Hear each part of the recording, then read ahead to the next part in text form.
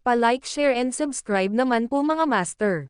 Kabanata 871. Sumirit si Levi bago siya umungol. Napakalupit talaga. Kinulong ng pamilya Garrison ang nanay mo, para ilayo siya sa ibang bahagi ng mundo. Nais nilang ipamoka na ang iyong ina ay hindi kailanman umiral, ngunit hindi siya lumitaw na magkaroon ng anumang koneksyon sa kanilang pamilya, sabi ni Michael. At nanatili lang ang aking ina at hindi lumabas ng lungsod. Tanong ni Levi. Mula sa kung ano ang natutunan niya tungkol sa kanyang ina, walang paraan na matakot si Emma Jones sa kamatayan. Siya ang uri ng tao na papansinin ang lahat at hahanapin pa rin ako. Ang katotohanan na hindi niya ginawa, ay nangangailangan na may isa pang isyo. Hindi siya kailanman umalis dahil ang pamilya Garrison ay naglagay ng lapida sa bakuran, kung saan nakatira ang iyong ina, anunsyo ni Michael. Isang lapida. Kaninong libingan ito? Tanong ni Levi, na hindi maintindihan ang ibig sabihin ni Michael. Inyo. Ang pangalang nakaukit sa lapida ay Levi Garrison. Ang lapida ay nagsisilbing paalala sa iyong ina na kung sakaling maglakas loob siyang umalis sa lugar, ang pamilyang Garrison ay hahabulin ka at papatayin ka. Pinigilan siya nitong hanapin ka, o ilantad ang sikreto ng pamilyang Garrison, sagot ni Michael. Nako, malupit talaga ang pamilyang Garrison, komento ni Levi, na hindi naiwasang pumutok sa kanyang mga buko. Kaya nga hindi na-expose ang identity niyo ng nanay mo kahit ilang dekada na.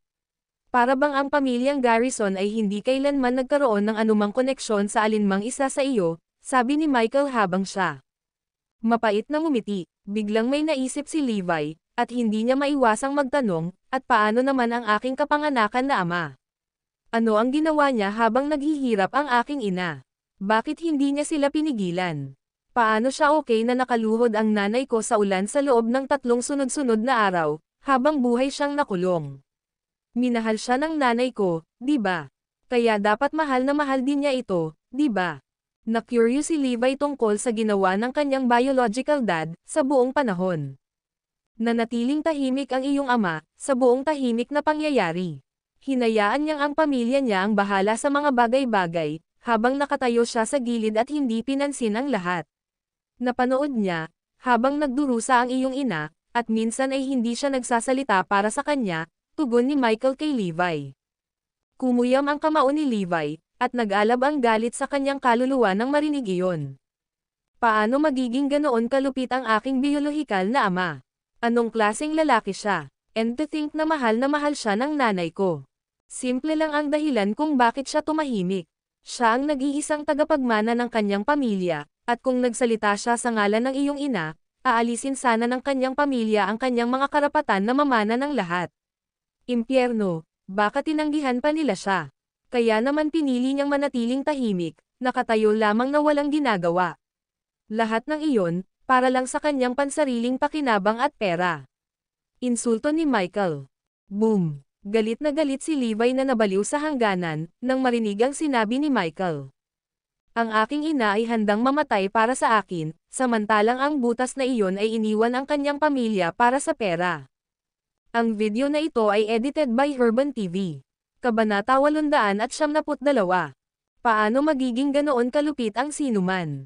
Masyadong nabulag si nanay sa pagmamahal at hindi niya nakita ng tama. Hindi karapat-dapat sa pagmamahal niya ang isang lalaking ganyan. Siya ay nabuntis dahil sa kanya, at ipinanganak niya ang kanyang anak, habang siya ay nanatiling malayo at hindi pinansin ang lahat. Ano naman pagkatapos? Bumisita ba siya sa nanay ko kahit minsan? Tanong ni Levi. Hindi, kahit isang beses. Naturally, hindi siya papayagan ng pamilyang Garrison na gawin iyon, kahit na ginostol niya, sabi ni Michael. As expected. Kakaiba kung talagang bumisita ang isang tulad niya, ungol ni Levi. Hayaan mong may ibabahagi ako sa iyo. Ang iyong kapanganakan na ama ay nagpakasal sa ibang babae at nagsimula ng isa pang pamilya pagkatapos ng kanyang pamilya ay matapos ang pakikitungo sa iyo at sa iyong ina, ungol ni Michael, na ang mga salita ay nagtagumpay sa pagpapalaglag ng panga ni Levi. Ano? Nagpakasal siya sa ibang babae at nagkaroon ng isa pang anak. Hindi makapaniwalang sabi ni Levi. Tama na. Kung nagawa ko ang tamang mga kalkulasyon, ang bata ay dapat na mas bata sa iyo ng 2 taon. Ang babaeng pinakasalan niya ay anak ng isa pang mayamang pamilya, at ang pamilyang Garrison ay itinuring ang kanilang kasal bilang pagkakaisa ng dalawang marangal sa linya ng dugo. Sila raw ang may pinakamagandang genes at nagbunga ng pinakamakapangyarihang tagapagmana. Panunuya ni Michael. Alam ni Michael na kinasusuklaman ito ni Levi, nang ang iba ay nagsasalita tungkol sa dugong maharlika, kaya sinasadya ng una ang mga salitang iyon. Noble bloodline my A. Tao lang naman tayong lahat diba? Ano? Pwede bang lumipad ang butas na iyon o ano? Angal ni Levi. Bang! Sa sobrang galit ni Levi ay nasuntok niya ang isang malaking bato sa tagiliran, na matagumpay na napulbos ito. Natigilan si Michael, dahil talagang galit na galit si Levi sa mga sandaling iyon. Sapat na ang masama na ang lalaki ay inabandona ang kanyang magkasintahan at ang kanyang anak, ngunit nagpakasal sa ibang babae at nagkaroon ng isa pang anak kaagad pagkatapos. Nakakainis lang yan. Hindi pa nakaramdam ng ganoong galit si Levi. Ilang dekada na ang nakalipas. Wala ba siyang konsensya? Naaalala pa ba niya na may anak siya na iniwan niya, kasama ang isang babaeng naghihirap dahil sa kanya? Maghintay ka. Ako, si Levi Garrison, ay sumusumpa na hahanapin kita. Sasagutin kita sa lahat ng sakit at paghihirap na dinanas ng aking ina. Swore Levi, habang ang kanyang mga mata ay kumikinang sa determinasyon. Maya-maya, sisipain ko pababa ang pintuan ng pamilya Garrison, at isasama ko ang aking ina. Tatayo tayo sa harap ng halimaw na iyon at pagsisisihan niya ang lahat ng ginawa niya. By the way, alam mo ba kung saan nakakulong ang nanay ko? Tanong ni Levi, na gustong-gustong makilala ang kanyang ina. Umiling si Michael at sumagot, hindi ko rin alam kung nasaan siya. Ang alam ko lang ay nakakulong siya, ngunit hindi sasabihin sa amin ng pamilyang Garrison ang eksaktong lokasyon. Fine, mag-iimbestiga ako. Siya ang ina ni Levi Garrison, at maaari siyang pumunta kahit saan niya gusto. Walang maglalakas loob na pigilan siya, anunsyo ni Levi, habang ang buong katawan niya ay naglalabas ng nangingibabaw na aura.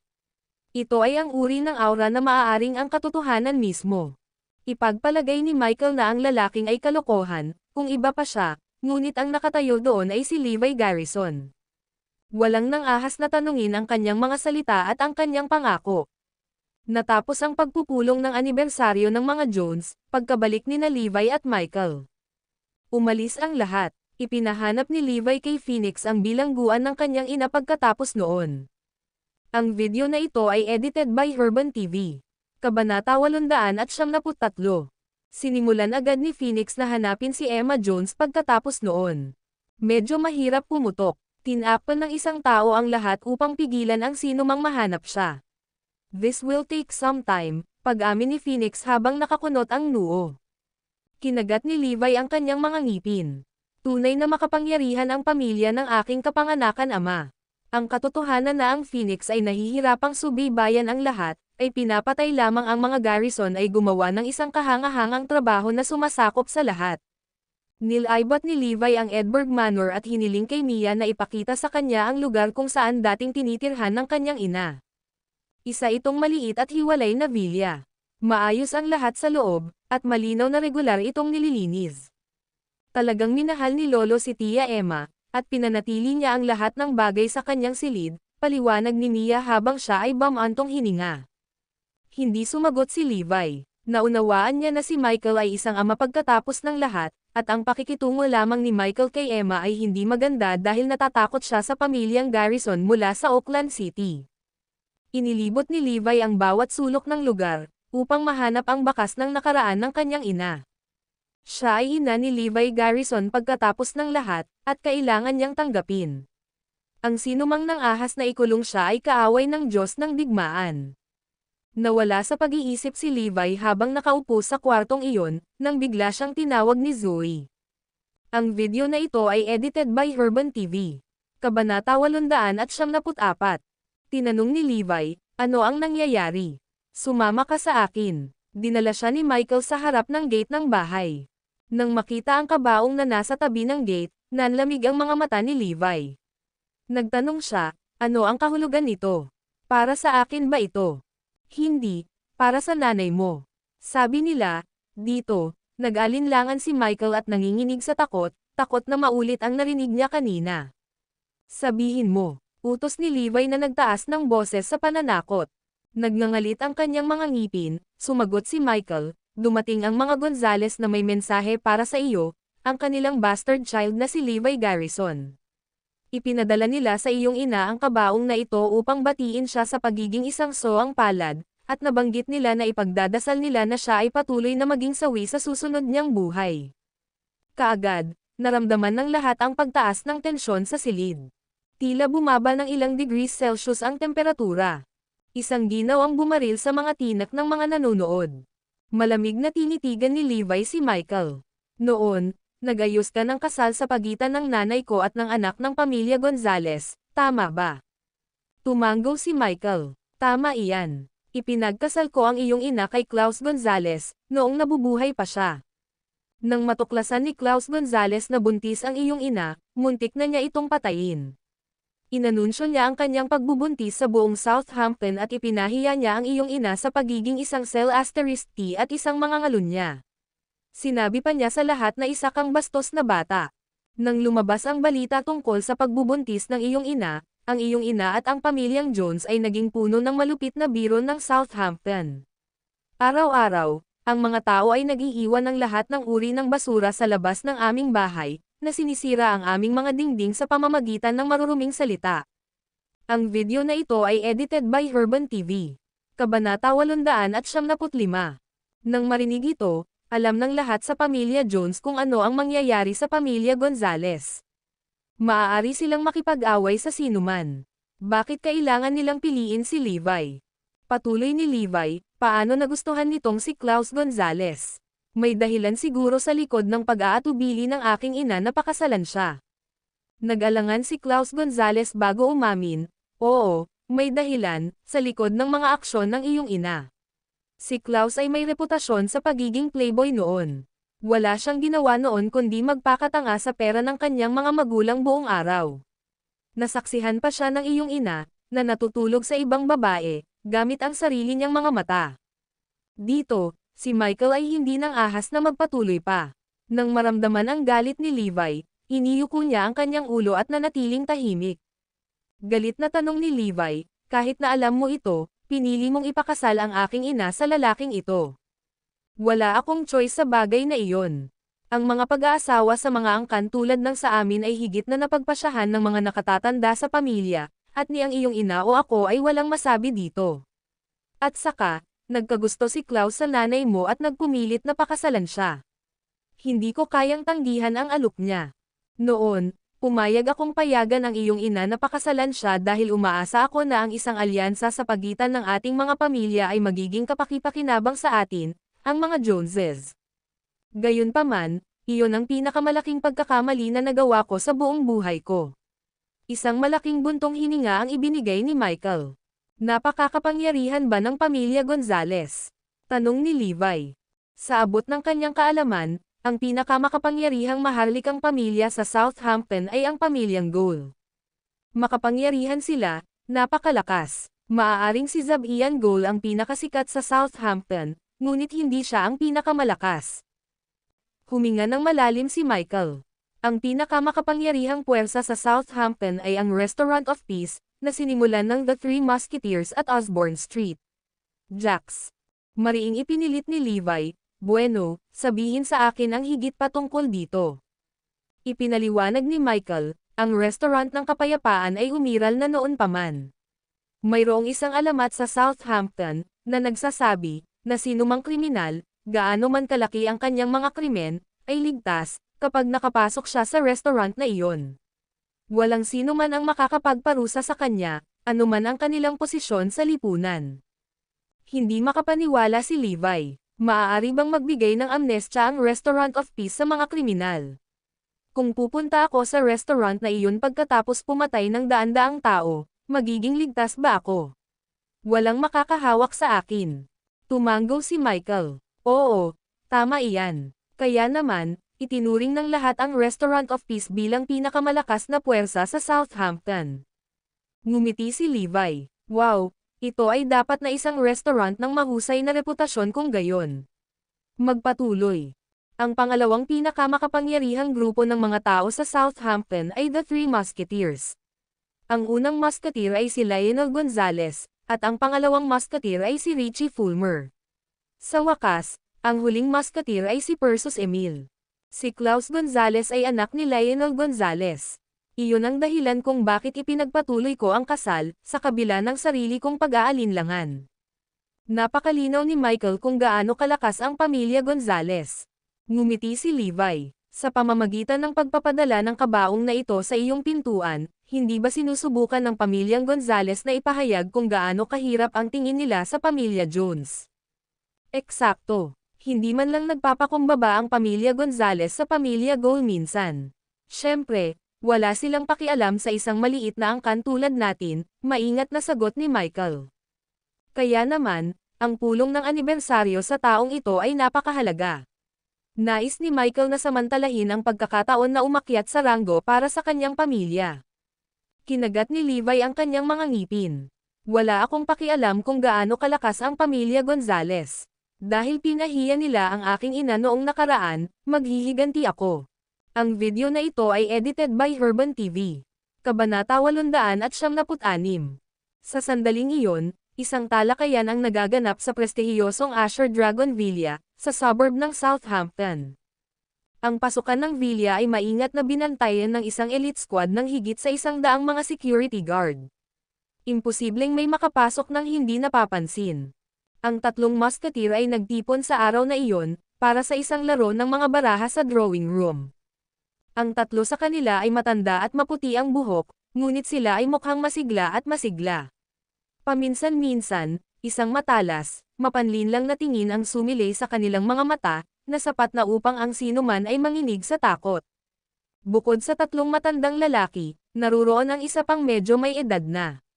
Nakasuot siya ng napakamahal na damit, at maliwanag na binigyang pansin niya ang kanyang hitsura. Walang anuman sa kanya na maituturing na mamantika o makaluma. Ang lalaking ito ay si Klaus Gonzalez. Sa panlabas, siya ay mukhang isang mabait, matalinong Ginoo. Napagkamalan pa nga ng marami na siya ay isang propesor sa unibersidad kung minsan. Gayunpaman, siya ay tunay na isang walang awa na malupit. Sa sandaling iyon, isang binata ang tumakbo sa silid. Pare, naihatid na ang kabaong sa bahay ng pamilya Jones. Ang lalaking ito ay anak ni Klaus, si Polly Gonzalez. Masayang tumawa si Klaus. Mabuti. Curious na tanong ni Lionel, Polly, Klaus, ano ang sinasabi mo? Pare, natagpuan ng pamilya Jones ang bastos na anak ni Emma Jones kamakailan. Dumalo pa siya sa kanilang anniversary meeting. Agad namang sumagot si Klaus. Sa isang malakas na putok, inihampas ni Lionel ang kanyang mga card sa mesa, galit na galit. Galit na sumirit siya, ano? Nahanap na nila ang bastos na anak ni Emma Jones, at pinayagan pa siya ng mga Jones na dumalo sa kanilang anibersaryo. Nakabawi na rin sina Richie Fulmer at Persus Emil mula sa kanilang pagkagulat. Kaagad-agad, nagsimula silang magmura at magsabik tungkol sa sitwasyon. Anong ibig sabihin ni Michael dito? Gusto ba niyang baliwalain ang The Three Musketeers sa ganoong paraan? Eksakto. Sa pag-imbita sa bastos na bata sa kanilang anibersaryo, opisyal na niyang kinikilala ang bata bilang kanyang apo. Sinisikap ba ng mga Jones na ipahiya kaming tatlo? Pagod na ba sila sa buhay? Ang tatlong musketeer ay may magandang dahilan para magalit. Mahigit 20 taon na ang nakalilipas, ang pagbubuntis ni Emma Jones ay nagdulot ng hindi maalis na mantsa sa lahat ng kanilang mga reputasyon. Noon, nilayon nilang patayin si Emma Jones at patayin din ang kanyang hindi pa isinisilang na anak. Sa huli, inalis ng mag-asawang Jones si Emma. Siya ay nawala sa bituka ng Southampton, at ang bata ay naging ulila. Inisip ng tatlong musketeer na ito na ang wakas ng bagay. Ngayong malugod na tinanggap ng pamilya Jones ang bata ng bukas ang mga braso, naramdaman ng The Three Musketeers na parang sinampal sila sa mukha. Siyempre galit sila, mayroon silang lahat ng karapatan na maging. Sa anumang kaso, ang kanyang bastard na anak ay nakatira ngayon sa Edinburgh Manor ng pamilya Jones. Nangangahulugan ito na kinilala nila ang kanyang katayuan sa loob ng pamilya. Nagpatuloy si Klaus, ngayon lang, nakuha ko si Polly na maghatid ng kabaong sa tirahan ng pamilya Jones. Galit na galit, nabigla si Lionel, hindi iyon sapat para bigyan sila ng babala. Polly, pumunta sa tirahan ng pamilya Jones at tanungin si Michael Jones kung ano ang ibig niyang sabihin sa lahat ng ito. Gusto kong lumuhad siya sa The Three Musketeers at bigyan tayo ng tamang paliwanag para sa kanyang mga aksyon. Bumalik sa tarangkahan ng Edberg Manor, pinag-uusapan pa rin ni Levi at ng iba pa kung ano ang dapat nilang gawin sa kabaong. Sa sandaling iyon, ilang sasakyan ang huminto sa gate. Bumukas ang pinto, at lumabas sa sasakyan ang isang patay na bodyguard. Ang kanilang mga katawan ay ganap na sumasangga sa isang binata na mukhang anak ng isang mayamang angkan. Nang makita nila ang lalaki, nagbago ang mga mukha ng mga Jones. Sa sandaling bumaba siya sa kotse, sumigaw si Polly Gonzales, "Sino sa inyo ang bastos na anak na si Levi Garrison?" Ang video na ito ay edited by Urban TV. Kabanata 877. Nakatayo si Levi sa pintuan ng Edberg Manor, malamig na nakatingin sa kanya. Ang mga Jones ay natakot hanggang sa mamatay. Si Polly Gonzales ay talagang tanga o talagang matapang. Paano niya matatawag si Levi Garrison na isang bastard son sa kanyang mukha? Kung magpas siya si Levi na maghiganti, kahit ang Diyos ay hindi siya mailigtas. Lumakad pasulong si Mia Jones at mahinang bamulong sa tainga ni Levi, si Polly Gonzales iyon, ang anak ni Klaus Gonzales. Nang mapagtanto ang totoong katayuan ni Polly, isang malamig na ekspresyon ang bumungad sa mukha ni Levi. Tinitigan niya nang hindi kumukurap si Polly, na para bang iniisip ang susunod niyang gagawin. Sumigaw si Michael, "Polly Gonzales, paano ka pumunta at gumawa ng gulo sa harap ng Jones residence kung junior ka sa aming lahat dito?" Walang pag-aalinlangan, inilagay ni Polly ang kanyang mga kamay sa kanyang mga bulsa. Mapanuksong nakatingin kay Michael, sumagot siya, "Michael, tinatanong mo ba ako? Anong karapatan mo para gawin iyon? Ikaw." Galit na galit si Michael kaya halos lumabas ang singaw sa kanyang mga tainga. Lulunukin na sana niya ang galit niya kung ang The Three Musketeers ang nanonambot sa kanya. Gayunpaman, hindi niya kayang sikmurain ang pagdidisiplina ng isang miyembro ng nakababatang henerasyon. Masiglang nagpatuloy si Polly, "Michael, hiniling ng tatlong lolo ko na bigyan mo sila ng tamang paliwanag kung bakit mo tinanggap ang bastard na anak ni Emma Jones pabalik sa pamilya Jones. Kinikilala mo ba siya bilang isa sa iyo?" Sumigaw si Michael, "Oo, at ano ang tungkol dito?" Sa pamamagitan ng pagkilala sa batang iyon bilang isa sa iyo, malinaw na ang ibig sabihin ng iyong pamilya ay insulto ang The Three Musketeers. Gusto ng mga lolo ko na lumuhad ka sa harap nila at bigyan sila ng tamang paliwanag. Sigaw ni Polly bilang tugon. Sumagot si Michael, "Hindi yun mangyayari." Noong nakaraan, hindi kailanman maglalakas loob si Michael na magsabi ng isang bagay na kasuklam-suklam. Gayunpaman, ngayong may suporta na siya kay Levi, hindi na siya natatakot sa The Three Musketeers. Galit na galit, dumura si Polly, "Good on you, Michael. Hayagan ka bang nagdedeklara ng digmaan sa amin? Sasabihin ko sa mga lolo ko ang eksaktong sinabi mo, tingnan natin kung mabubuhay pa ang pamilya mo hanggang bukas ng umaga." Gayunpaman, bago siya umalis, nagtanong si Polly, nasaan ang bastard son na si Levi Garrison? Itinago ba niya ang kanyang sarili, dahil sa takot? Nang magsalita siya, lumabas si Levi sa karamihan at naglakad patungo sa kanya. Nang makita siya, nagtanong si Polly ng may pag-aalipusta, "Kaya ikaw ang bastos na anak na si Levi Garrison?" Hindi sumagot si Levi. Bigla siyang sumugod at binigyan si Polly ng isang mahigpit na sampal sa kanyang mukha. Sa isang malakas na sampal, nagsimulang damyugaw ng husto ang mga pisngi ni Polly, habang ang ilan sa kanyang mga ngipin ay nagsimulang lumipad mula sa kanyang bibig. Isang matinding katahimikan ang bumalot sa buong karamihan. Natigilan ang mga bodyguard ni Polly na hindi sila makapag-react sa oras. Nanghihina ang mukha ni Polly kay Levi, "How dare you hit me, you filthy bastard?" Ang sumunod ay isang sunod-sunod na nakakatakot na pag-click, habang si Levi ay sumugod sa kanya at naghatid ng malalakas na sipa sa kanyang binti. Sa isang iglap, nabali ang mga paa ni Polly. Sumuray-suray siya at bumagsak sa harap ni Levi. Sa isa pang malakas na kaluskos, binali ni Levi ang magkabilang braso ni Polly. Napahiga si Polly sa sahig, belang-bali ang kanyang mga paa. Parang baboy sa isang katayan, napasigaw siya sa sakit.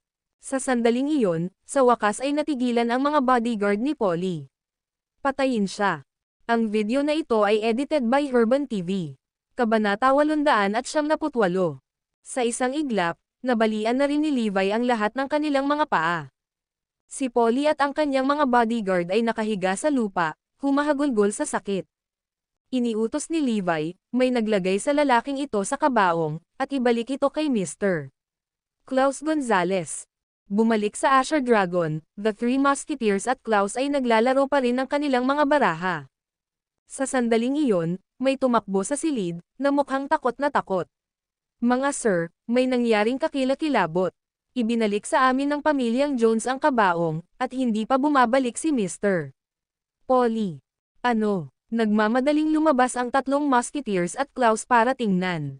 Nang makita ang kabaong sa may tarangkahan, sumabog sa galit si Klaus. Baliw talaga ang pamilya Jones. How dare they send the coffin back to us? Maya-maya, nakarinig sila ng kakaibang hikbi habang may humahampas sa dingding ng kabaong. Napalitan ng gulat ang ekspresyon ni Klaus. Sa tingin ko may tao sa loob ng kabaong. Buksan mo dali. Nang tuluyan nilang mabuksan ang takip ng kabaong, nakita nilang nakahandusay si Polly Gonzales. Puno ng dugo ang buong katawan niya, at bali ang 4 na paa niya. Tumangala siya sa kanila, humihikbi ng malungkot.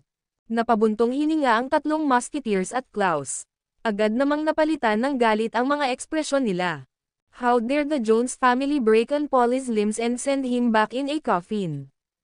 Hindi ba ito direktang hamon sa kanila? Pagsisikap ba iyon para tuyain sila? Nang makita ni Klaus ang kahabag-habag na figure ng kanyang anak, naramdaman ni Klaus ang kanyang puso na nanginginig sa sakit. Kayong mga Jones ang magbabayad para dito. Ang tatlong musketeer ay galit na halos makikita mo ang singaw na lumalabas sa kanilang mga tainga. How dare the Joneses do this to us? Kahit na ang pamilya Gould, ang pinakakilalang pamilya ng Southampton, ay hindi magkakaroon ng kakayahang gawin ang ganoong bagay. Nagmamadaling binuhat ng mga nanonood si Polly palabas ng kabaong. Sino ang gumawa nito sa iyo, anak? Tanong ni Klaus. Yung bastard na anak ni Emma Jones, Levi Garrison. Dinuraan si Polly. Hindi niya malilimutan ang kanyang sama ng loob kay Levi Garrison. Nangako siya sa kanyang sarili na ay lalaan niya ang natitirang bahagi ng kanyang buhay sa paghihiganti kay Levi. Lionel Gonzales fumed, ang pamilya Jones ay dapat na baliw. How dare they allow their bastard son na saktan ng ganito ang apo ko? Napaluha si Polly. 3 kong lolo, at tatay ko, kailangan mong maghayganti sa akin, kung hindi, hinding-hindi ko malalamon ang galit na ito sa buong buhay ko. Muntik na niya akong patayin sa pamamagitan ng pagdikit sa kabaong na iyon. Binabalaan niya tayo na tayo ay mamamatay sa pamamagitan ng kanyang mga kamay. Galit na sagot ni Lionel, talagang maghihiganti tayo. Paano maglakas loob ang pamilya Jones kumilos sa tulad ng isang kalokohang paraan? Kailangan kong sirain ang buong pamilya nila. Sa tabi niya, sina Richie Fulmer at Persus Emil ay sumabay sa kanya. Tumalon si Klaus. Pare, uncles, huwag kang magalit. Aayusin ko mag-isa ang usaping ito. Pupunta ako para humingi ng paliwanag mula kay Michael Jones ngayon din. Sige, siguraduhin mong magdadala ka ng sapat na lalaki. Hindi nagtagal, isang malaking grupo ng mga tao ang nagtipon sa harap ng gate ng Jones residence. Lahat sila ay nakasuot ng itim, at ilang salita ang natahi sa kanilang mga damit, Gonzales, Fulmer at Emil. Ang mga taong ito ay ipinadala ng The Three Musketeers. Daan-daan sila, at pumila sila sa maayos na hanay sa labas ng Jones residence, na nakapalibot sa mga gate. Sa gitna nilang lahat, nakatayo si Klaus sa kanyang puting damit, lumilitaw na agad na nakikilala. Sumigaw siya, Michael Jones at Levi Garrison, lumabas ka agad. Ang video na ito ay edited by Herban TV. Kabanata 899. Hindi nagtagal, lumabas si Michael sa bukas, kasama si Levi Garrison sa hila. Interesado si Levi na makita mismo si Klaus Gonzales. Nang makita ng mga Jones ang pulutong ng mga tao na bumababa sa kanila, nagsimula silang magpanik. Kung hindi dahil kay Levi, walang alinlang ang mayayapakan sila ng walang pag-iisip. Talagang nakakatakot ang itsura ni Klaus at ng kanyang mga tauhan.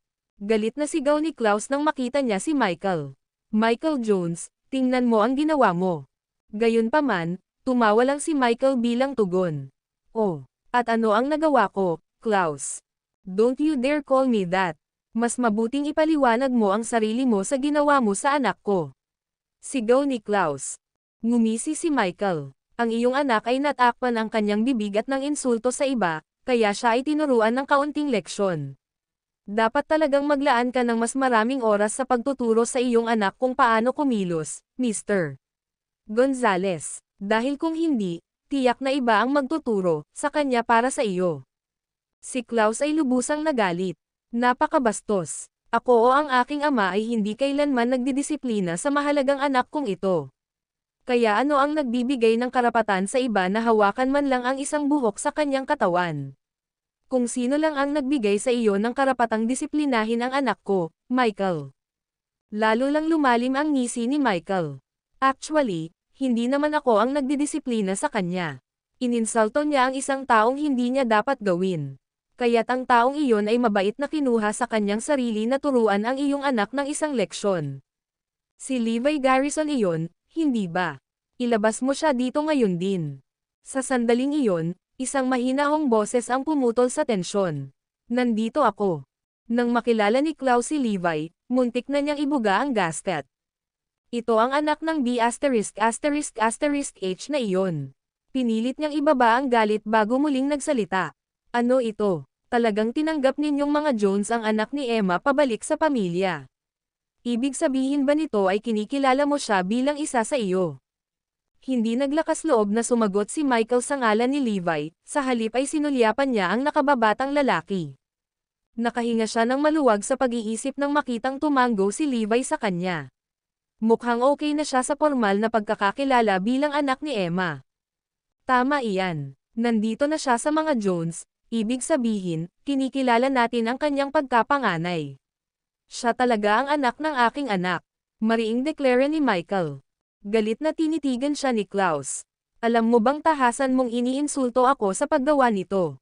Napangisi si Michael, ano ba ang kinalaman nito sa iyo? Hindi naman kasi kamag-anak siya eh.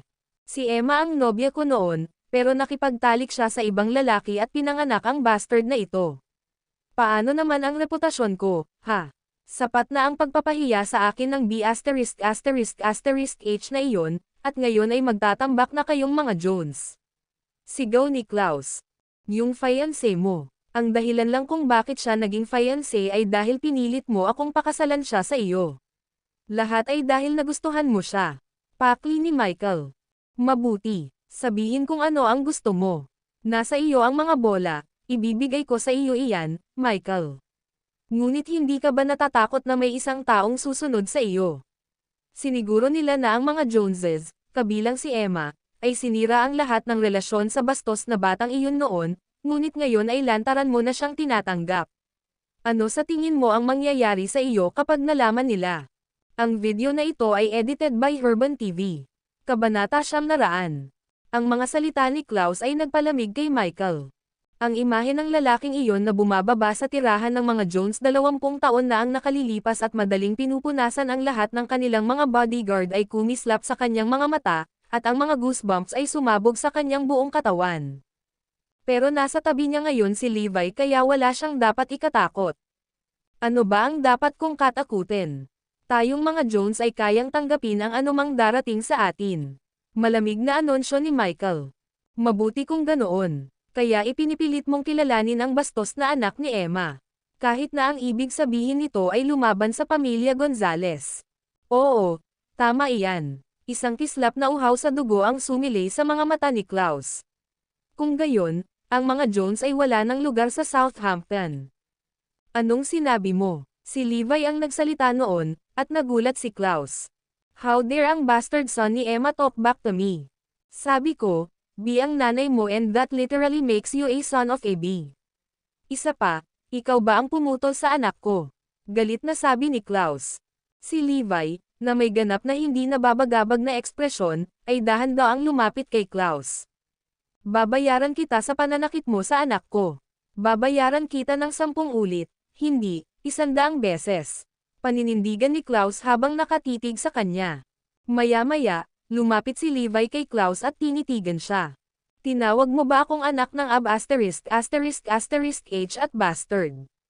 Oo, tama iyan. Ikaw ay isang bastardo, at ang iyong ina ay ab ******h. Ang buong pamilya mo ay walang iba kundi basura. Dinuraan si Klaus. Walang hangganan ang pagkamuhi niya kay Levi. Sa nakalipas na 30 taon, hindi lang nabawasan ang kanyang sama ng loob kay Emma, bagkus, lumaki rin ito ng husto. Iyon ay isang kahihiyan na hinding-hindi niya mabubuhay. Wala nang ibang gusto si Klaus kundi ang patayin si Emma gamit ang sarili niyang 2 kamay. Ngunit sa kasamaang palad, hindi siya nagkaroon ng pagkakataong gawin iyon.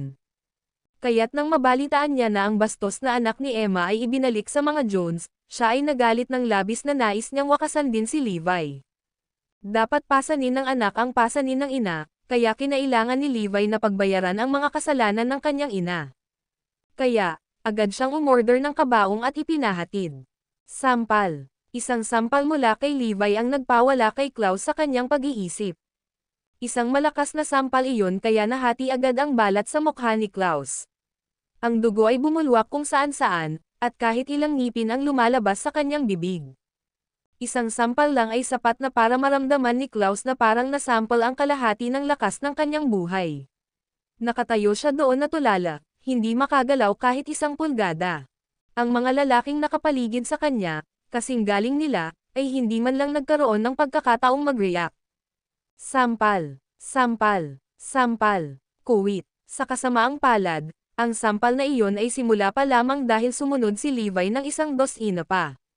Matapos ang 10 sampal, ang mukha ni Klaus ay hindi nakahawig ng mukha, at halos hindi na siya nabitin sa isang sinulid. Lumuhad si Klaus sa lupa, na ikinagulat ng lahat. Walang nag-aasam na si Levi ay kumilos ng walang awa. Ito ang makukuha mo sa pag-insulto sa akin at sa aking ina, sabi ni Levi sa halos naiinip na tono. Mga lalaki, patayin sila. Alisin ang bawat huling miyembro ng pamilya Jones. Utos ni Klaus sa nagngangalit na mga ngipin. Kaagad, daan-daang lalaking nakasuot ng itim ang sumulpot. Ang video na ito ay edited by Urban TV. Kabanata 901. Nagsimulang magpanik ang mga Jones nang makita ang isang pulutong ng mga tao. Iilan pa nga sa kanila ang napapikit sa takot. Sa sandaling iyon, 5 tao ang lumitaw sa harap ng mga pintuan ng Jones residence. Sila ang 5 Great Wars Regiment. Sumakay sila sa karamihan ng tao, thump. Pumalakpak, pumalakpak. Bagamat ang mga lalaking dinala ni Klaus ay ang pinakamahusay sa pinakamahusay, ang 5 ito ay hindi magaganap na mga makinang pam at ay diretso sa labas ng larangan ng digmaan. Tapos na ang 1, 2 pababa, 3 pababa. Kuwit, 79 pababa, kuwit. Nasaksihan ng mga Jones ang isang madugong labanan. Isa kung saan ang 5 lalaki ay dinurog ang ilang daang lalaki. Mayroong palaging mga lalaking ipinadala na lumilipad sa kalawakan. Makalipas ang ilang minuto, nagkalat sa sahig ang mga lalaking nakaitim na umaangal sa sakit. Ang nakatayo lang ay 6 na lalaki, kasama si Levi. 5 sa kanila ay nakatayo sa isang proteksyon na bilog sa paligid niya. Walang patak ng dugo mula sa labanan ang tumalsik sa kanya. Sa tapat ni Levi, napatulala si Klaus Gonzales. Pinagmasdan niya ang buong paligid, napansin niya na ang ilang daang lalaki na kasama niya ay nakahandusay sa lupa. Sino ba talaga ang mga taong ito? Ang 3 musketeer. Kahit kumalat ang balita tungkol dito, walang maniniwala. Gayunpaman, nangyari talaga. Mukhang 5 lalaking ito ang mga kampan ng bastos na bata na iyon. Hindi ba ang B***Turk na iyon na si Emma Jones bastos na batang iniwan sa mga lansangan at naulila? Wala siyang anumang panahon mula pagkabata, o sino mang maglilinang sa kanya. Paano niya nakuha ang 5 piling mandirigmang ito? Hindi ka panipaniwala. Nang makasalubong ang nakakatakot na titig ni Levi, si Klaus ay walang kamalay-malay na napaatras. Nakakatakot ang tingin sa mga mata ng bastard na ito. Parang gusto na niya akong lumunin ng buo. May lakas pa ba ng loob na tawagin akong bastard ngayon? Ngumisi si Levi. Huwag, hindi mo ba alam kung sino ako? Wika ni Klaus sa nanginginig na boses. Anak ka ni Lionel Gonzales, isa sa The 3 Musketeers. Sagot ni Levi. Nang makita ni Klaus na alam ni Levi ang kanyang pagkakakilanlan, agad siyang naging saplada. Siya ay tiyak na si Levi ay, sa karamihan, magaspang sa kanya up ng kaunti, hindi siya maglalakas loob na patayin siya. Kung tutuusin, sinong matinong tao ang maglalakas loob na patayin ako kapag nalaman kong anak ako ni Lionel Gonzalez? Walang tao. Wala talagang tao. Bastos ka, at bakla ang nanay mo. Ang isang bitch ay tiyak na manggang anak ng isang bastard. Ang iyong buong pamilya ay marumi sa kaibuturan. Walang pidyo na sigaw ni Klaus, bang. Isang malakas na sipa ang sagot ni Levi sa mga panlalait niya, paf. Lumipad si Klaus sa malayo at bumangga sa isang kotse na may dugong lumabas sa bibig. Baka sa mukha niya ang matinding kawalan ng paniwala. Hindi niya inaasahan sa 1,000,000 taon na maglalakas loob si Levi na saktan siya na may balak na patayin siya. Ang lakas ng loob niyang patayin ako. Ikaw, papatayin mo ba ako? Tanong ni Klaus na hindi na may pinta ang isip. Maglalaro tayo ha. Bibigyan kita ng 10 minutong pagsisimulang tumakbo. Pagkatapos ng 10 minuto, susundan kita. Kapag nahuli kita, papatayin kita. Nakangiting mongkahi ni Levi. Agad na tumalsik si Klaus, fine. Saka huwag kang magsisi. Magsisimula na ang oras mo. Napatingin si Levi sa kanyang relo, nakaawang ang kanyang bibig sa isang uhaw sa dugo ng ngiti, nobela. Ang video na ito ay edited by Urban TV. Kabanata 902. Hindi na nag-aksaya ng oras si Klaus. Sumakay siya sa isang kotse at pinaharurot ito paalis. Naabot niya ang pinakamataas na bilis at natalo ang mga pulang ilaw sa lahat ng paraan. Naunawaan niya na siya ay magiging isang patay na tao kapag nahulog siya sa kamay ni Levi. Samantala, pinagmamasdan ni Levi ang pagtakas niya. Sir, susundan ba natin siya para makita kung saan siya pupunta? Tanong ni Asher Dragon. Umiling si Levi. Hindi na kailangan yan. Tiyak na hahanapin niya ang The Three Musketeers. Ang Three Musketeers, base ay nasa Greenfield Mansion, na matatagpuan sa western suburbs. Sabi ni Michael. Nagsindi ng sigarilyo si Levi at nagutos, sige. Umalis pagkatapos ng 10 minuto. Pupunta tayo sa Greenfield Mansion. Pagkaraan ng 10 minuto, mahinang umungol si Levi, walang sino man ang pinapayagang manginsulto sa aking ina. Si Levi, Asher Dragon, at ang iba ay dumiretso sa Greenfield Mansion kung saan naroon ang The Three Musketeers. Ang karaniwang 1 oras sa paglalakbay ay inabot lamang ni Klaus ng 40 minuto habang pinaandar niya ang accelerator. Ha, Klaus, anong nangyari sa'yo? Nang makita ang kahabag-habag na kalagayan ni Klaus, ang 3 musketeer ay natigilan. Pare, Mr. Fulmer, at Mr. Emil, may nakasalubong akong halimaw. Napakakilabot na tao ngayon ng B*Turk na bastyusan ni Emma Jones, lalo na habang kasama ang kanyang 5 nakakakilabot na mga subordinate. Tinalo nila lahat ng lalaking dinala ko doon kanina. Pupunta siya ngayon para patayin ako. Ama, G. Fulmer, at G. Emil, mangyaring iligtas ako. Naparalisa si Klaus sa takot. Panunuya ni Lionel Gonzalez habang iniluwa, outrageous. Patayin ang anak ko. Walang sino man sa Southampton ang may lakas ng loob na gawin iyon. Pinaplano pa niyang gawin ito sa ating teritoryo. Naiinis ang tono ni Richie Fulmer. Talaga bang iniisip niya na ang The Three Musketeers ay tumatanda at walang silbi? Tumanggo si Persos Emil, tipunin ang lahat ng ating mga tauhan at hintayin ang aking mga utos. Gusto kong makita kung sino ang maglalakas loob na pumasok sa Greenfield Mansion. Sa lalong madaling panahon, lahat ng The Three Musketeers, ultimate trump card ay naipon. Ang lahat ng mga taong ito ay ang naglatag ng pundasyon para sa The Three Musketeers noong labanan sa Southampton noon. Ang bawat isa sa kanila ay isang piling mandirigma at lahat sila ay walang awa sa kanilang sariling paraan. Sino sa Southampton ang hindi matatakot sa kanila? Ang lakas ng loob nilang bugbugin ang anak at apo ko. Huwag kang mag-alala, Klaus. Bibigyan kita ng hustisya. Pinapanatag ni Lionel ang kanyang anak. Ang kanyang galit ay bumalot sa kalangitan nang makita niyang lahat si Klaus ay bagbog. Nanginginig ang buong katawan ni Klaus sa sakit. Ama, kailangan mo akong iligtas. May pakiramdam ako, napakalakas ng pakiramdam, na malapit na akong mamatay. Isang nagbabantang sensasyon ang bumalot kay Klaus. Isa lang ang nasa isip niya. Papatayin ako ni Levi Garrison. Huwag kang matakot, Klaus. Sa ating tatlo rito, kahit si Hades ay makakalimutan na ang pag-alis sa iyo, lalo na ang isang bastos na bata. Sumabog sa galit sina Richie at Persus. Si Lionel ang pinakamagalit sa kanila. Nangangako akong patayin ang buong pamilya Jones. Puputulan ko rin ang bastard na iyon bago ko ipakin sa mga aso. Boom! Sa sandaling iyon, ang napakalaking gate ng Greenfield Mansion ay bumukas sa isang sipa, na nagresulta sa isang malakas na kalabog. Lumabas ka para tanggapin mo ang iyong kamatayan, Klaus Gonzales. Isang dumadagandong na tinig ng pagtutuos ang umabot sa bawat sulok ng Greenfield Mansion. Ang video na ito ay edited by Herban TV. Kabanata 903. Thud. Nang marinig ang pamilyar na boses, bumagsak si Klaus sa lupa na may takot na bumabalot sa kanyang puso. Nandito siya! Nandito siya! Nanginginig ang boses ni Klaus. Si Levi ay kahawig ng isang demonyo mula mismo sa maapoy na hukay ng impyerno na nagdulot ng matinding takot sa kanya.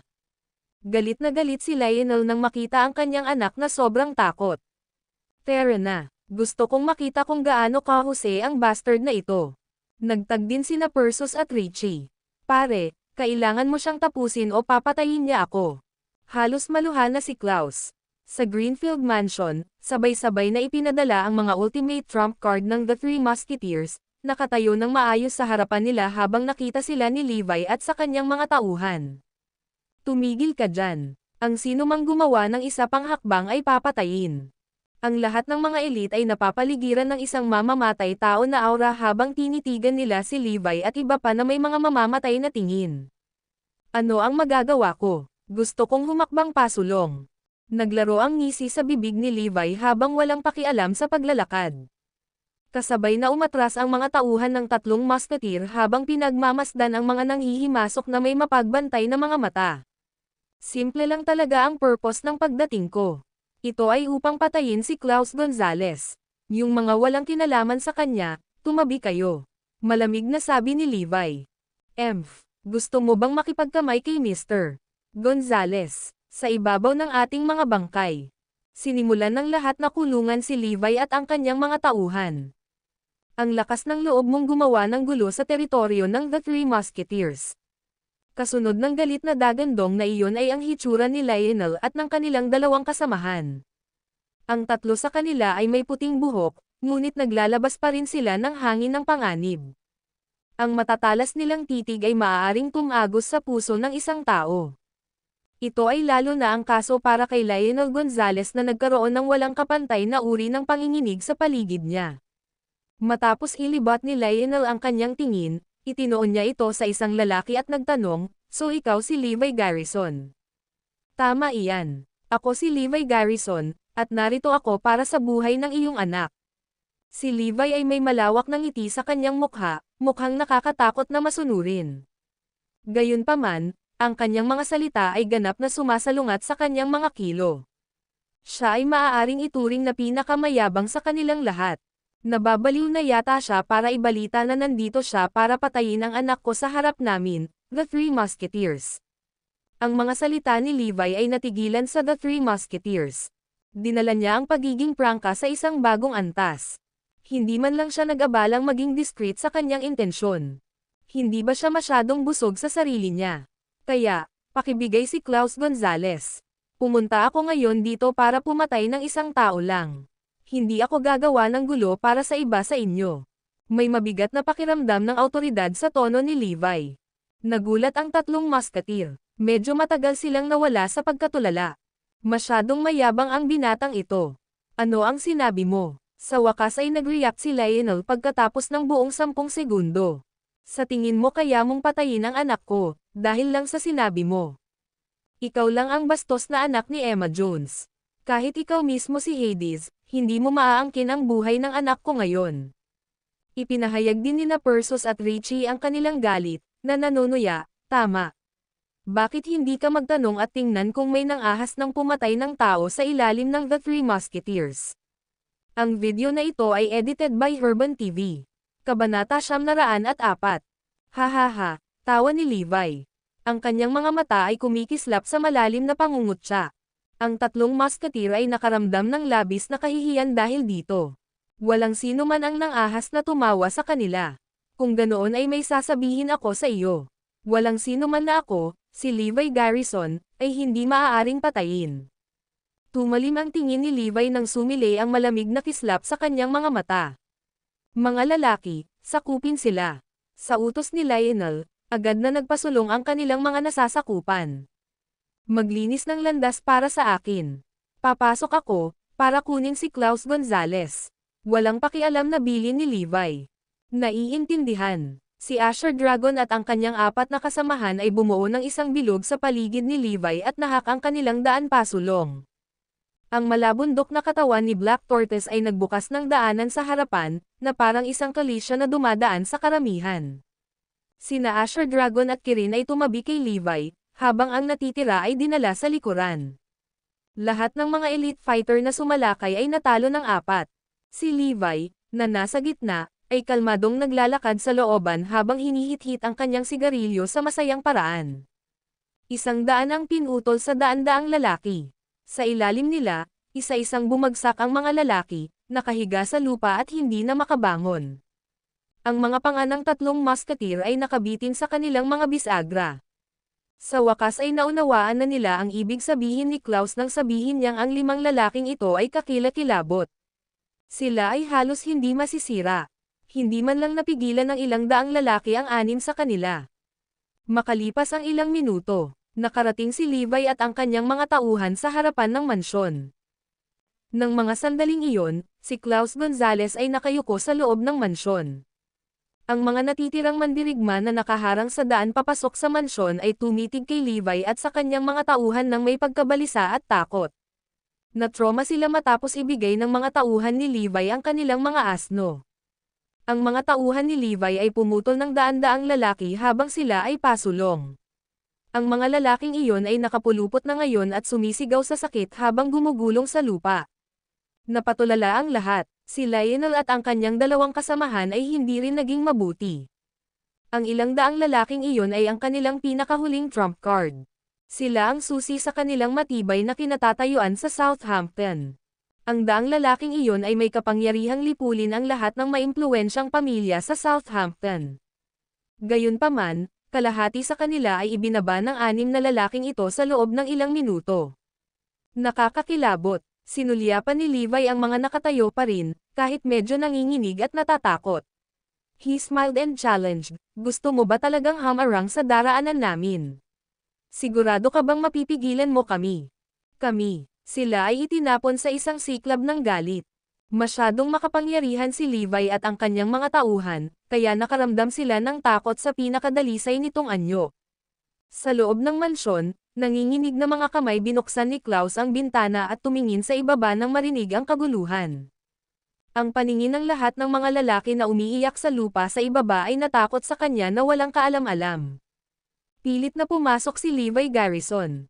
Wala siyang pakialam na teritoryo iyon ng The Three Musketeers. Siya ay ganap na nakakatakot. Sa takot na dumadaloy sa kanyang mga ugat, sinigawan niya si Lionel at ang iba pa, "Ama, kailangan mo akong iligtas. Pigilan mo siya at talagang papatayin niya ako."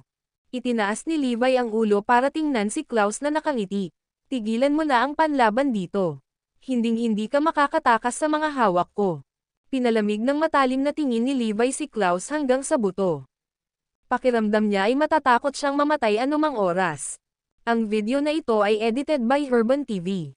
Kabanata 905. Ram down sa front door. Sa utos ni Levi, lumundag ang Black Tortoise at sinira ang pormasayon ng mga lalaki.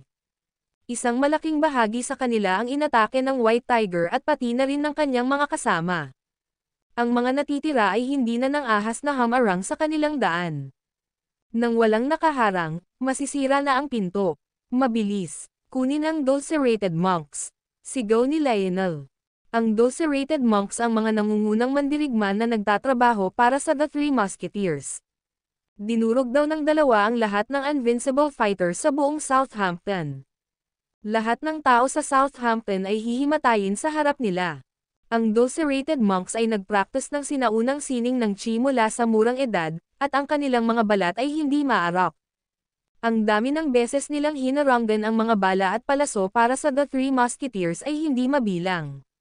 Nang wasakin na ni Black Tortoise ang pinto ng mansyon, na puno ng mamamatay tao na aura ang lugar. Boom! Isang baras na bakal ang bumaril sa kalangitan sa bilis ng kidlat. Bang! Tumama sa katawan ni Black Tortoise ang bakal na pamalo kaya napilitan siyang umatras. Bang! Isang malakas na bagzo ng hangin ang tanging babala bago lumitaw ang isa pang lalaki nang wala saan. Ang baras na bakal sa kanyang kamay ay dumapo muli sa Black Tortoise, na gumawa ng mapurol na tunog sa hangin. Maliban sa pag-atres, ang Black Tortoise ay hindi nasaktan. Ha! Sinanay ka sa sinaunang sining ng Chi.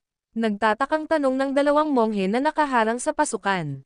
Walang sino man sa Southampton na nakatiis ng dalawang magkasunod na strike mula sa kanila. Ito ay napakabihirang makita. Sa wakas ay nakilala nila ang kanilang kapareha.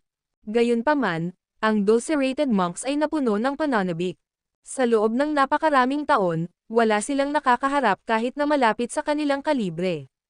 Sumigaw ng sigaw ang Black Tortoise bago makipagsagupaan sa Dulcerated Monks. Ang magkabilang panig ay bihasa sa pakikipagbuno at sa sinaunang sining ng Chi. Kasing tigas ng bakal ang kanilang mga katawan. Mahirap para sa kanila na talunin ang isa't isa. Ang pagtama sa kanilang mga katawan ay katumbas ng paghampas sa metal, na tanging tunog lamang ng pagkalansing ang resulta. Nang makitang matagumpay na pinipigilan ng Dulcerated Monks ang Black Tortoise, nakahinga ng maluwag ang The Three Musketeers. Sa wakas, nagkaroon sila ng pagkakataong manalo dito. Gayunpaman, ang White Tiger ay humakbang pasulong sa susunod na segundo at sinabing, "Bumalik ka Black Tortoise. Payagan mo ako." Ang White Tiger ay humakbang pasulong ng may pananakot. Pagkatapos makipagpalitan ng pwesto sa Black Tortoise, naglunsad siya ng matinding pag-atake sa Dulcerated Monks. Bawat strike ay nagiging sanhi ng pamumula ng mga mukha ng Dulcerated Monks. Maliwanag na pinipilit sila ng White Tiger. Boom! Matapos ang ilang sandali ng pakikipaglaban, buo pa rin ang lakas ng White Tiger habang sinisipa niya ang isa sa kanila. Bang! Ang tinatawag na Dragon Monk ay agad na pinalipad.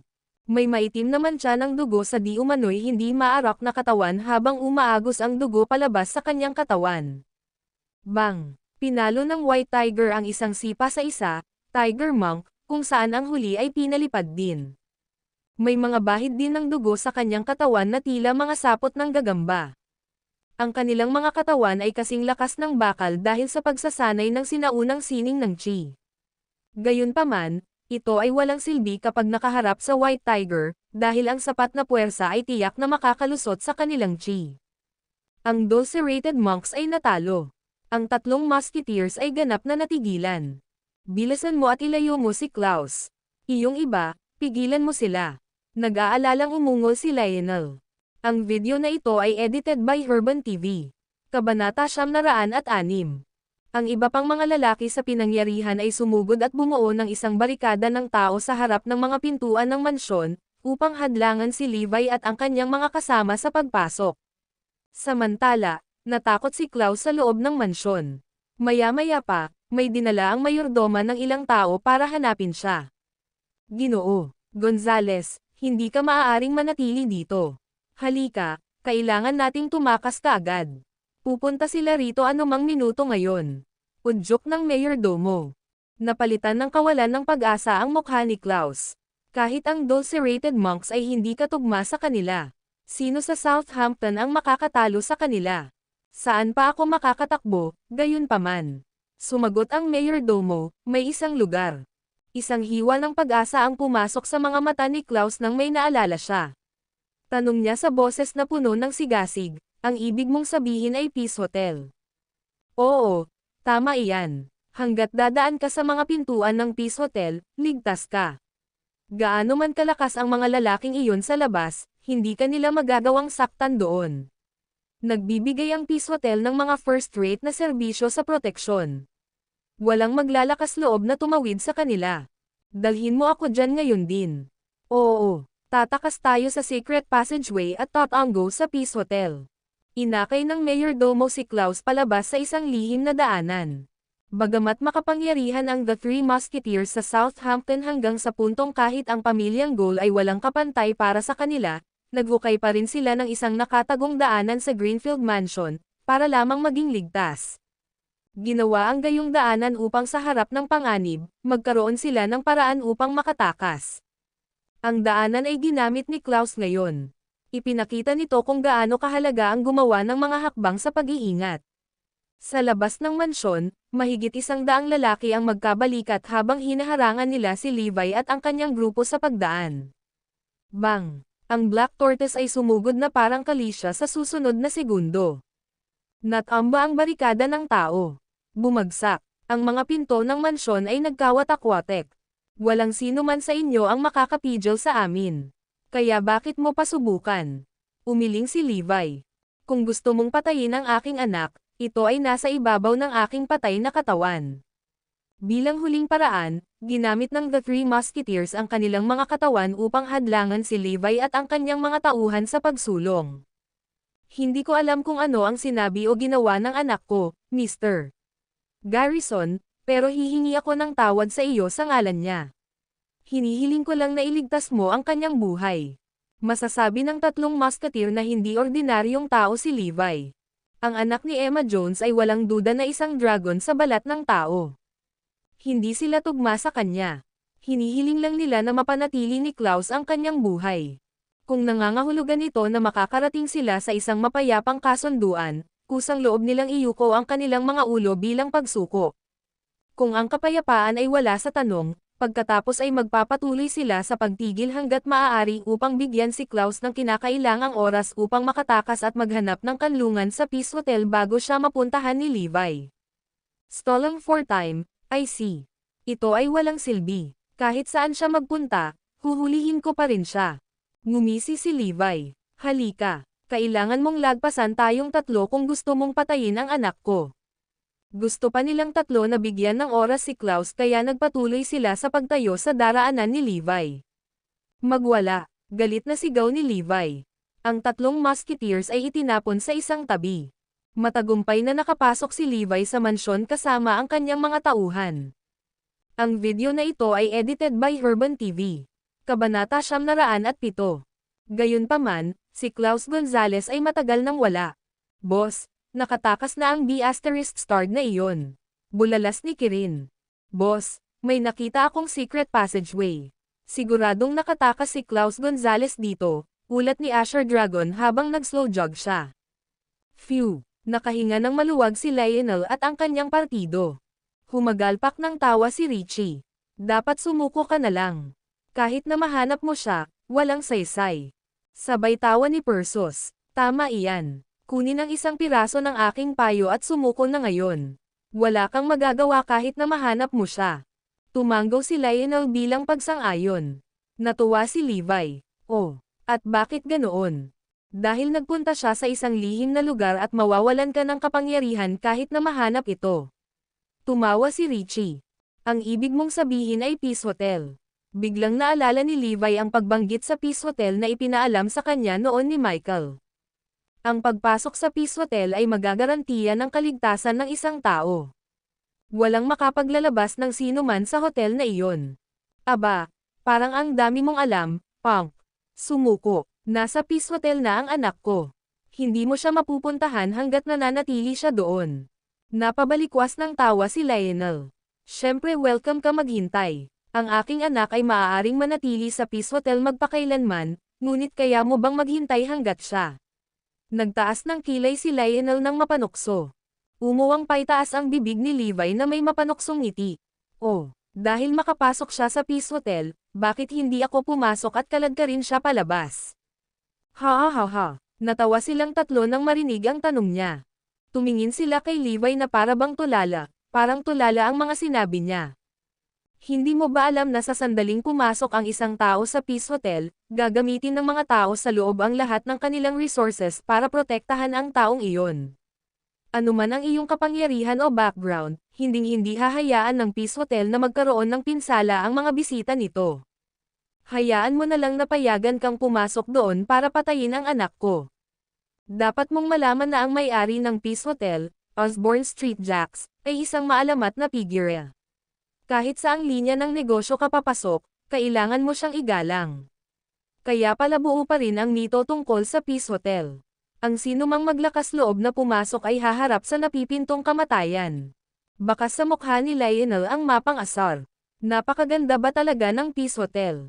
Hindi ako bibili. Pupunta ako doon para kaladkarin ang isang tao palabas at walang makakapidyo sa akin. Ngumiti ng malapad si Levi. Hindi siya naniniwala sa mga alamat at alamat.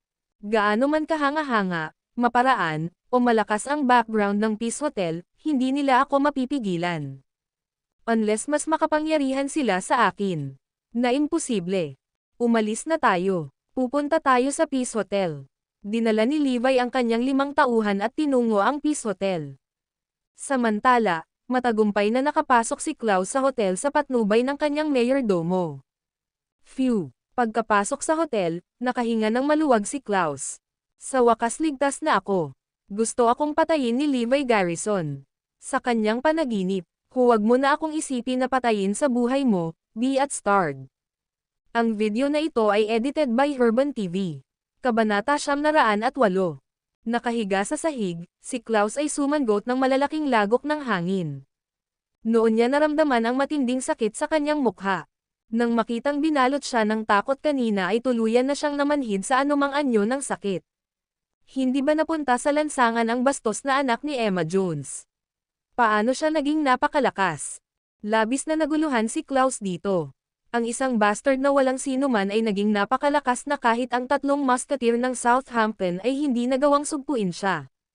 Salamat at mabilis akong tumakbo, kung hindi, tiyak na papatayin ako ng punk na iyon.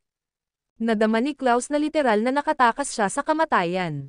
Ginoo Gonzales, manatili dito pansamantala. I'll keep you update on the situation, payo ng mayordomo. Maya-maya pa ay dumating na si Levi at ang grupo niya sa harap ng Peace Hotel.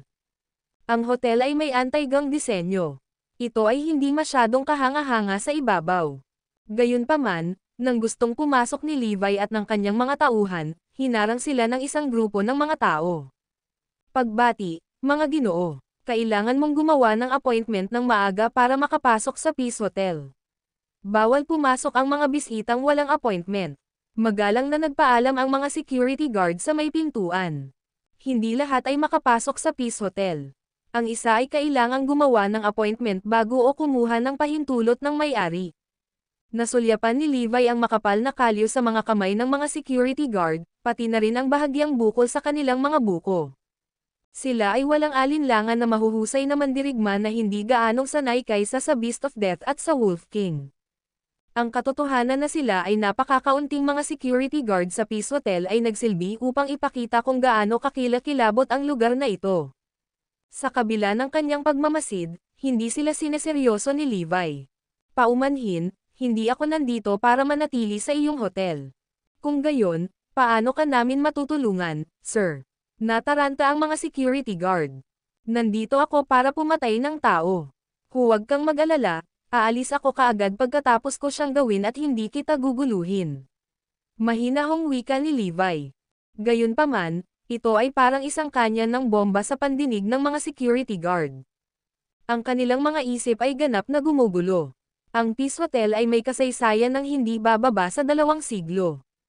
Ang mga patakaran nito ay nanindigan din sa parehong tagal ng panahon. Gayunpaman, ito ang unang beses nilang marinig na may nagsabi nito. Dito para pumatay ng tao. Sa Peace Hotel, ang mga salita ay tila gamulong sa kanyang dila ngayon lamang. Kung ang balitang ito ay lumabas, ang buong Southampton ay mayayanig. Paano magkakaroon ng isang taong handgal na pumunta sa Peace Hotel na umaasa na pumatay ng isang tao? Siya ay mabaliw o hindi alam ang mga patakaran ng Peace Hotel. Maliban doon, walang pangatlong posibilidad. Napakaraming taon na ang lumipas at walang nang ahas na pumasok sa Peace Hotel. Sir, ito po ang Peace Hotel, paalala ng isa sa mga gwardya. Naisip nila na baka hindi niya alam na Peace Hotel ito. Alam ko iyan, pero gusto kong pumasok at pumatay ng tao. Naiintindihan mo na ba ngayon? Dahil doon, naghanda si Levi na pumasok. Hindi ka makakapasok. May rules sa Peace Hotel.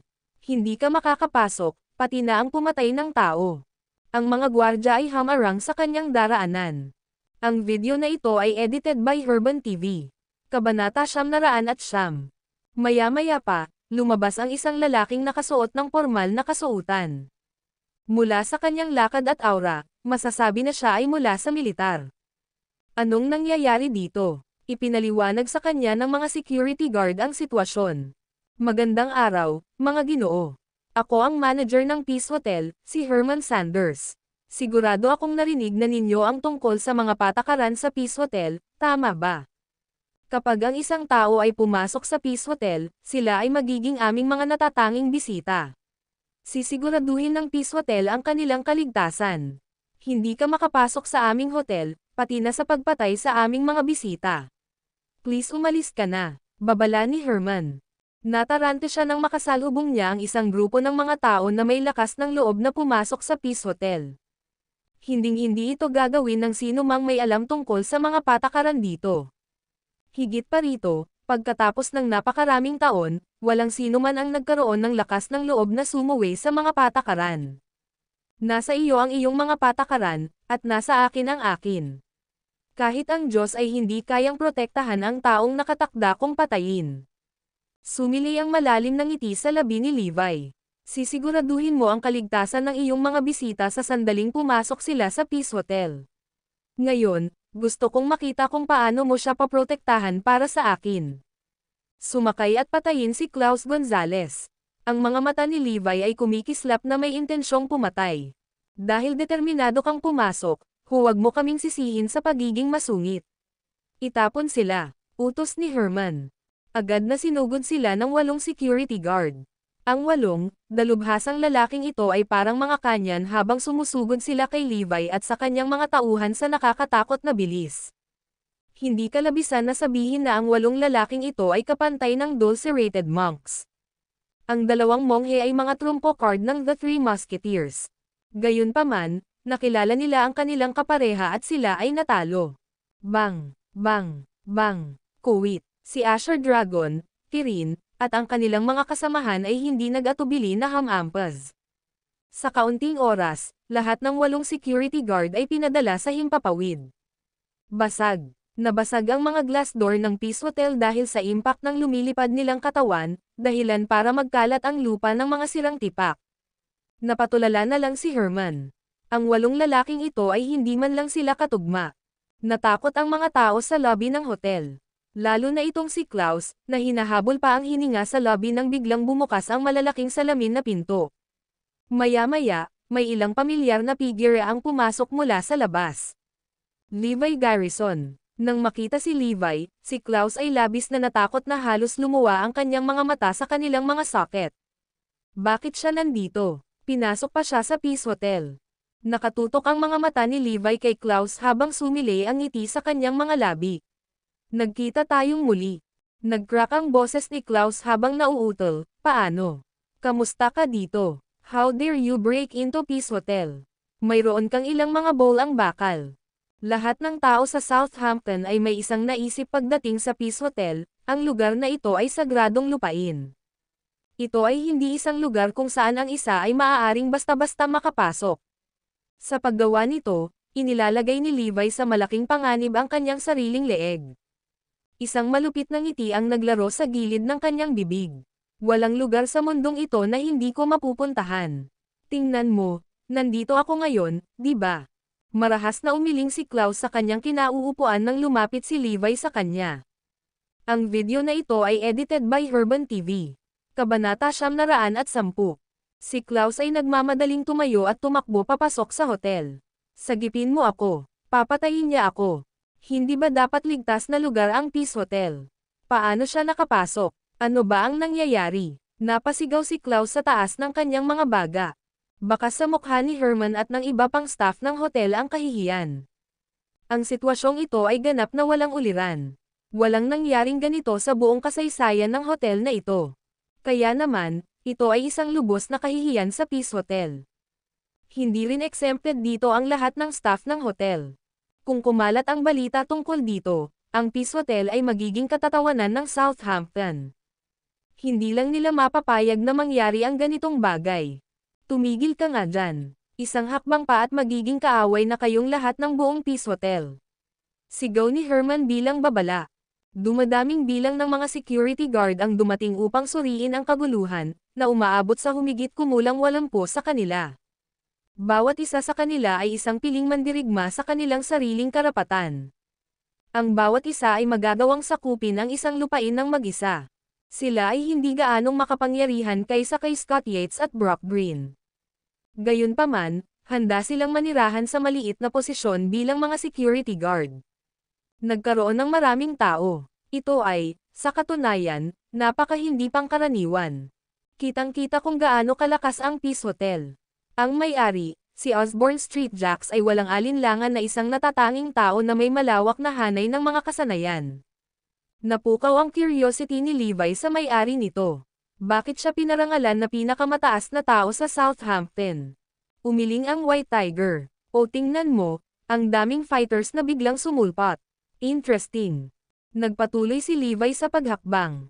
Paano kung magkaaway tayo ng Peace Hotel? Hindi man lang ako pinahanga ng hotel na ito. Ang kanyang tila casual na mga salita ay, sa katunayan, nakakagulat na lampas sa mga salita. Nakanganga ang lahat sa kanya na hindi makapaniwala. Sa Southampton, at marahil sa buong timog, sino ang mga ngahas na maging napakawalang galang sa Peace Hotel? Nakakita na ako ng mga baliw, pero walang kasing baliw sa kanya. Natulala si Klaus habang nagtatago sa likod ng mga linya. Ang Peace Hotel ay palaging isang sagradong pag-iral. Ngunit sa sandaling iyon, nagsimula siyang magduda sa kredibilidad nito. Kailangan niya siyang pigilan. Isa siyang loko at hindi siya nagbibiro ngayon. Kung pasukin niya ako at papatayin, masisira ang reputasyon ng Peace Hotel. Makakalimutin kayong lahat na patuloy na tumatakbo ang negosyo gaya ng dati. Na-trigger ni Klaus ang lahat sa Peace Hotel sa kanyang mga salita. Lahat ng mga bisita ay may nakakatakot na ekspresyon sa kanilang mga mukha. Ang Peace Hotel ay ganap na mawawalan ng mukha sa ganitong bilis. Ang lahat ng empleyado ng hotel ay may pananagutan sa pagtataguyod ng reputasyon ng hotel. Pulang-pula ang mga mukha nila sa galit at kahihiyan. Mawawalan sila ng trabaho kung ipagpatuloy nila ang mga bagay na ito. Pinandilatan ni Herman si Levi nang tumawid ang huli sa kanyang tinatawag na demarcation line at umungol, huwag mong sabihing hindi kita binalaan. Ibaba mo sila.